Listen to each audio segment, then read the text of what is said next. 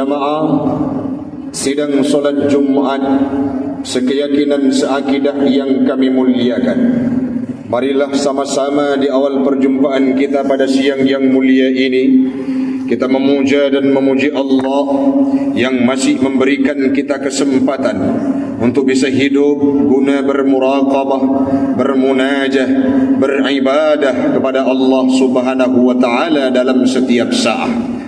Berapa banyak saudara dan keluarga, tetangga dan sanak saudara kita hari ini yang mana hampir kurang lebih 1000 lebih sudah nyawa yang dijemput kembali oleh Allah Ta'ala dalam musibah yang besar ini, di mana mereka kadangkala ada yang harapannya sebelumnya bisa beribadah untuk menyembah Allah dengan leluasa, tapi Allah berkata lain. Allah lebih dahulu menjemput mereka kembali ke hadirat Allah melalui musibah yang dihadirkan olehnya. Salawat dan salam marilah sama-sama kita hantarkan keharibaan baginda Rasulullah sallallahu alaihi wasallam, seorang nabi yang pernah melewati cobaan dan pekiknya ujian yang diberikan oleh Allah Ta'ala.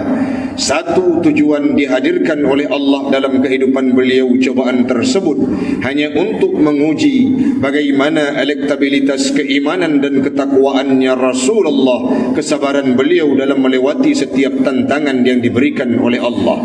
Salawat dan salam kepada al dan sahabat beliau sekalian, para alim ulama mutaqaddimin dan mutaakhirin yang muktabar kedua-duanya, yang kita hormati bersama Abi Imam Syekh selaku guru kita bersama, jamaah sidang solat Jumat sekeyakinan seakidah yang kami muliakan, yang tidak mungkin disebutkan namanya satu persatu. InsyaAllah semuanya kita akan dimuliakan oleh Allah Subhanahu wa ta'ala. Sabuh masa urung syiklun ban bandum adun ado yang lentuan pemulia, Allah akan mengumpulkan kita seperti hari ini di yaumil qiyamah dalam surganya Allah. Amin, amin ya rabbal alamin. Jamaah sekalian, hari ini tepatnya tanggal 26 Desember ada dua peristiwa penting yang tidak akan pernah lupa dalam kehidupan generasi bangsa Aceh. Yang pertama sekali, ada sebuah musibah yang dihadirkan oleh Allah Ta'ala 20 tahun yang kaulikan, yang diberikan dengan nama tsunami. Dan itu merupakan musibah yang maha dahsyat yang dihadirkan dalam kehidupan dunia ini, sang ubena sejarah kehidupan bangsa Gedanyo. Tsunami itu merupakan catatan yang paling besar, menjadi peristiwa yang tidak akan pernah dilupakan oleh anak negeri dan penduduk bangsa yang berada di tempat kita. Yang selanjutnya jamaah sekalian, Uronyo tanggal 26, tepatnya sudah sebulan penuh dari 26 bulan Siblah terus 26 bulan Desember. Ini artinya sudah 1 bulan penuh Allah memberikan cobaan kepada kita sebelumnya pada bulan Siblah, akhir bulan Siblah tanggal 26 November, dan hari ini tepatnya sudah 1 bulan. Dan musibah yang dihadirkan oleh Allah Ta'ala dalam kehidupan Gedanyo Uronyo belum ada titik temu, artinya kapan itu akan selesai. Hana datang pegah pajan atanyo akan selesai, hana datang pegah pajan atanyo akan pulih. Karena kadangkala urang syiklun ban Bandung, di antara saudara-saudara kita yang ada di Langkahan, di Jambuai, di Baktia, di Sawang dan lain sebagainya, tempat-tempat yang sangat parah terjadinya banjir bandang, ada di antara mereka wate dadanyang pajan tumewo rumah tengku golomna jawaban karena rumah dan hartanya sudah dibawa oleh air musibah air banjir bandang yang dihadirkan oleh Allah Subhanahu wa taala. Nya merupakan sebuah musibah yang maha dahsyat yang sampo uronyo belum selesai dan belum hengkang dari kehidupan Gedanyo ban Bandung. Urang syiklun ban Bandung, musibah yang dihadirkan oleh Allah Ta'ala sudah ada dalam firman-Nya Allah dalam surah Al-Baqarah ayat 155. Allah nekun kepada urang-urang yang beriman, Bismillahirrahmanirrahim. Walanabluwannakum bisyai'in minal khawf. Wahai umat Muhammad, ya Muhammad dan pengikutnya Muhammad, walanabluwannakum bisyai'in minal khawf. Kami ngekeli Allah Ta'ala, kamu Allah akan pasti mencoba, menguji engkau semua dengan sesuatu yang berupa ketakutan. Ditafsirkan oleh Imam Jalaluddin As-Suyuti dan Al-Mahalli, makna minal khawf lil aduwi, artinya legetanyo akan sabuk masa dihadirkan dengan sebuah ujian, baik itu berupa ketakutan kepada musuh-musuh yang memerangi kita, musuh-musuh yang akan menghancurkan kehidupan kita, terutama di Aceh dan secara universal di Nusantara Indonesia. Yang selanjutnya, wal-ju', Allah akan mencoba manusia yang beriman, pasti akan diuji orang-orang yang beriman dengan kelaparan, bermakna al-qahti, gejuk, kekeringan, kemarau yang panjang, kering kerontang yang pernah kita rasakan beberapa waktu yang silam. Wa naqsim minal amwal, dan kekurangan daripada harta, bil halaki, dengan dibinasakan harta tersebut, wal anfus, Allah akan menguji orang-orang beriman itu dengan kematian, bil qatli wal mauti wal amrad, dengan pembunuhan, dengan peperangan, dengan kematian, dan dengan sakit-sakit yang dihadirkan oleh Allah Ta'ala. Yang selanjutnya, Allah pun urang syi'lun akan diuji gedanya Bandung wathamarat, dengan kekurangan persediaan makan makanan dan biji-bijian. Pemakna disampaikan oleh Imam Jalaluddin As-Suyuti dan Al-Mahalli, dan segala hajat-hajat yang dimiliki oleh manusia. Artinya ayatnya menjelaskan kepada gedanya, Allah memang pasti akan diuji orang-orang yang beriman dengan rentetan yang kali gedanya bacakan bunuh, baik itu dengan berupa ketakutan, kelaparan, yang selanjutnya kekurangan harta, meninggal, sakit yang dihadirkan oleh Allah Ta'ala, kurangnya persediaan makanan dan biji-bijian. Allah akan menguji kita semua dengan hal tersebut. Apa tujuannya? Genekalan li Allah Ta'ala, fananduru, kamu menekalan geken li Allah Ta'ala, apakah mereka bersabar kepadaku terhadap musibah tersebut, amla, ataupun tidak.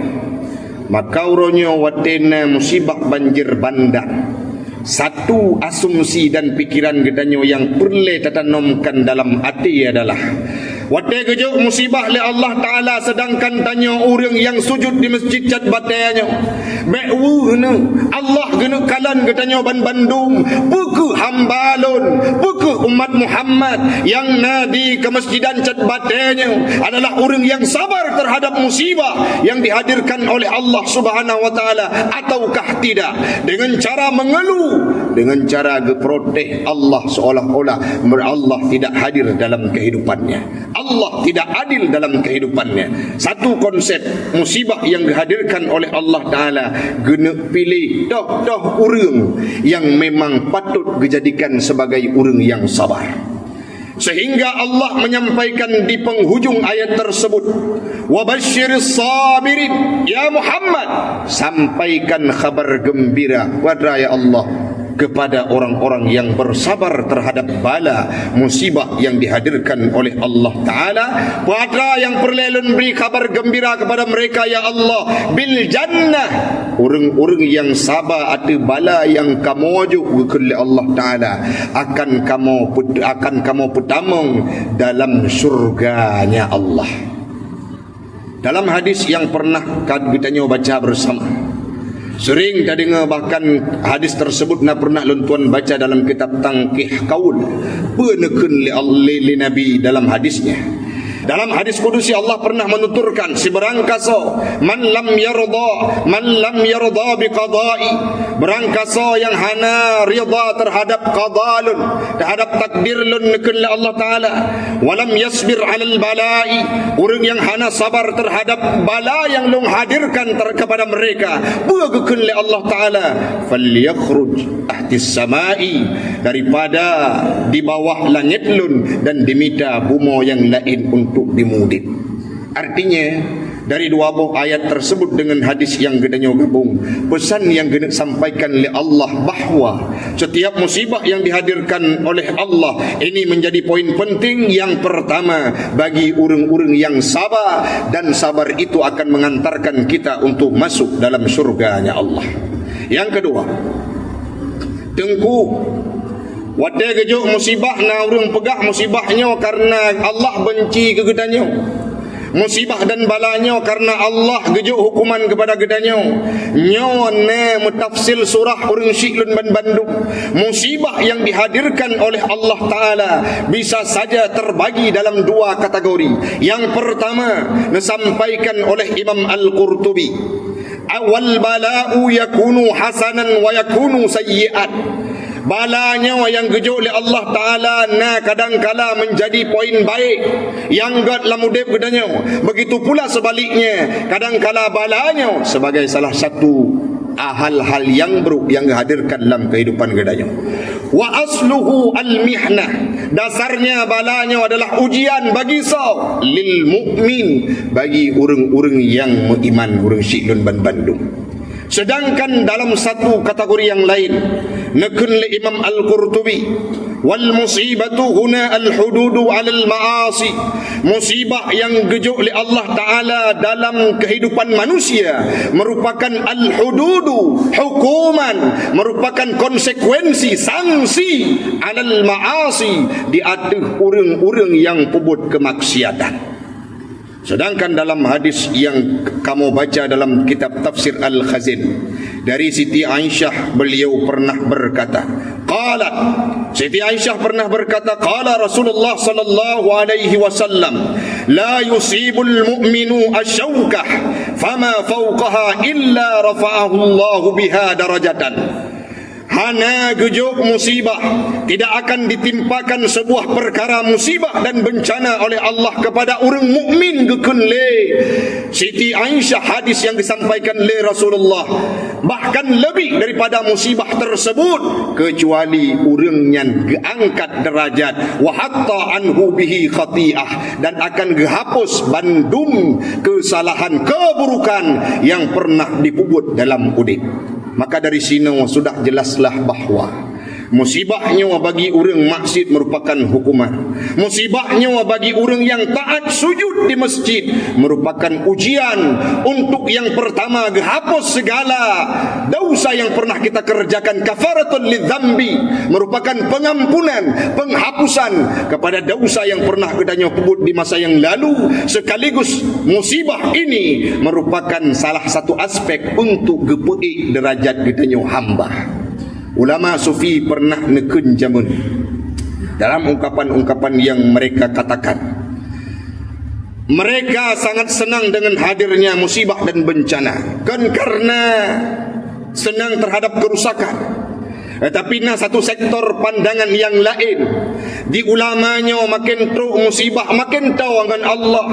Di ulamanya makin teruk musibah makin kebayangkan kamu hana daya dan upaya, la haula wala quwwata illa billah, kecuali drone yang mampu bantu kamu ya Allah, sehingga menyajamun jarang ke istighfar, hantam ucap tasbih, jarang ke ibadah di masjid. Urangnya karena teruk musibah, urang-urang yang naiman akan berbekas dengan musibah lebih tahu kepada Allah Ta'ala. Itulah salah satu konsep yang diterapkan oleh ulama sufi dalam kehidupan mereka.